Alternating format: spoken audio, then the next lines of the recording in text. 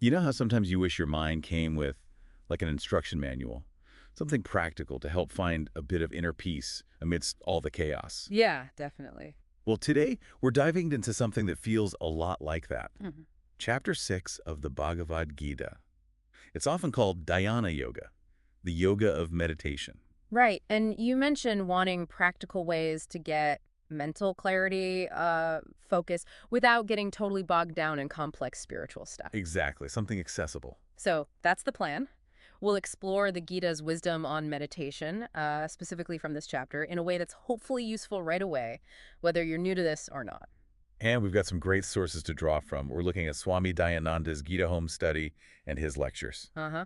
And Swami Veditamananda's lectures, too, plus That's right. Sri Sankara's commentaries, which are, foundational. It gives a really rounded view, doesn't it? From posture basics to, well, the deeper stuff and the challenges. Absolutely. So our mission today, let's try and pull out the core ideas of Dhyana Yoga that you can understand and maybe, start using for more focus and calm in your life. Sounds good. We'll look at what meditation really is according to these teachings, the kind of lifestyle that helps, what to do right before you sit, and importantly, how to handle the obstacles. Exactly. Okay, so let's jump right in. When Chapter 6 talks about meditation, what is it actually describing? It can't just be like spacing out, right? No, not at all. Sri Sankara, in his commentary on verse 47, he really emphasizes that the best yogi is one whose mind is fixed on the divine, with faith. That's key. Okay, fixed on the divine with faith. And Swami Dayananda adds this important point. We have to understand our responsibility for our own actions, our effort, but also recognize that the results, the outcomes, they belong to a larger order, Ishwara. Ah, right. So it's not passive. It's an active directing of attention with understanding and, well, trust. Precisely. Understanding and trust. It's active engagement. That makes sense. It's more than just quieting the mental chatter then. Yeah. What about benefits? What's the payoff according to these sources? Oh, the benefits are pretty profound. Verses 17 and 23 talk about the cessation of sorrow completely. Wow, cessation of sorrow. And verses 20 to 22 describe attaining supreme bliss.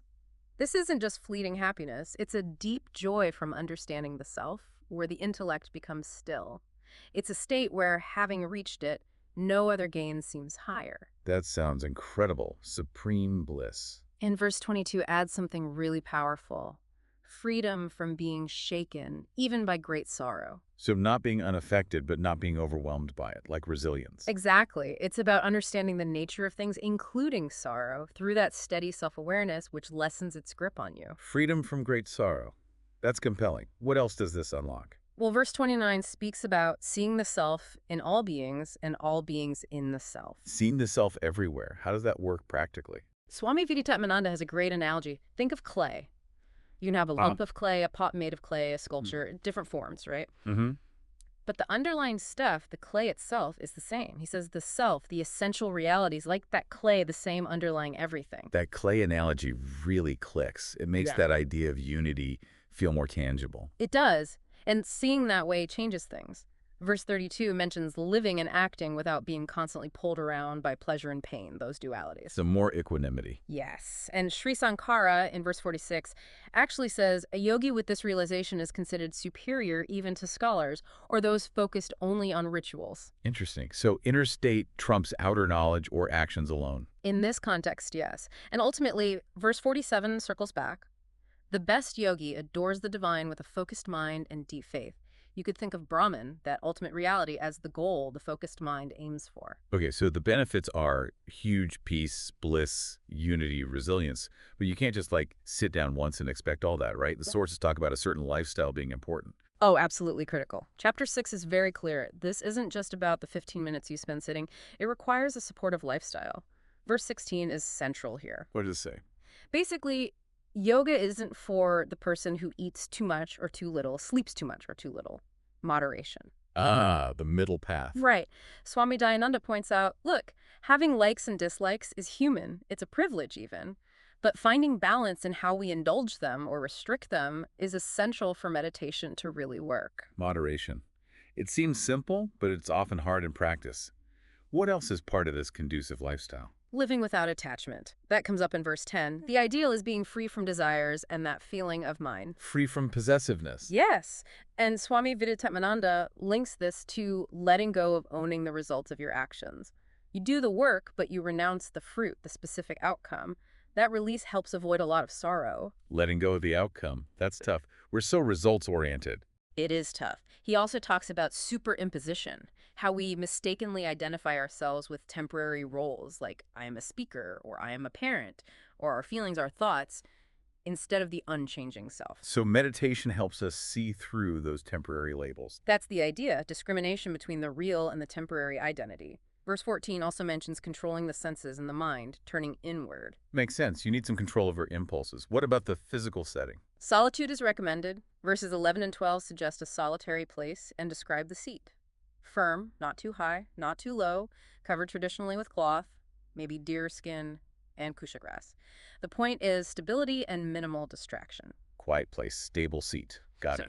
And the overall goal of this lifestyle. Verse 18 sums it up. To have the mind fixed on the self, free from desires, becoming established in your true nature. Swami Paramarthananda, talking about another chapter, describes the wise person as self-satisfied, with a non-demanding mind. That's the aim. Okay, so lifestyle sets the stage. Balanced living, detachment, sense control, a quiet spot. Now let's get down to the specifics. You're there, you've done the groundwork. What do you do right before you start meditating, according to chapter 6? Right, the immediate disciplines. Verses 13 to 15 cover this. First, posture. Okay, what about it? Holding the body, head and neck erect. Still. Not rigidly, but aligned and steady. And the gaze. Where do you look? Gently gazing towards the tip of your own nose without actually straining to see it, and crucially, without looking around. Tip of the nose. Interesting. Why there specifically, does it say? The commentary suggests it helps minimize visual distraction without fully closing the eyes, which can sometimes lead to sleepiness. It aids concentration, keeping you alert but inward.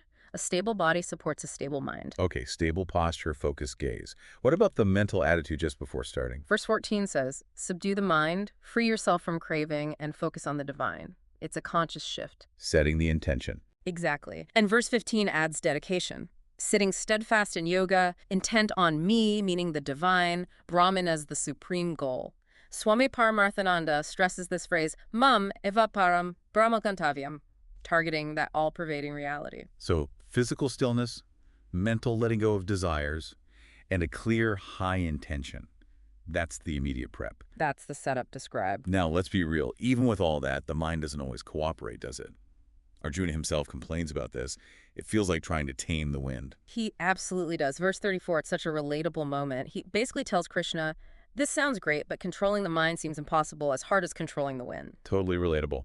So what's Krishna's answer? Just try harder, grit your teeth. Not quite grit your teeth, but yes, effort is involved. In verse 35, Krishna gives the two keys, abhyasa and vairagya. Practice and detachment. Yes. Consistent, repeated practice, that's abhyasa, and vairagya, detachment, letting go. It's this combination. You keep practicing, bringing the mind back gently but firmly, and you gradually lessen your attachment to the thoughts, the distractions, the desire for a perfectly calm mind right now. Practice and detachment. It sounds simple, but it's profound. It acknowledges the struggle, but offers a path. It really does. And Swami Vidyatmananda adds perspective here. He talks about how we often live life sort of blindfolded, driven by misidentification, thinking we are just our body, our job, our feelings.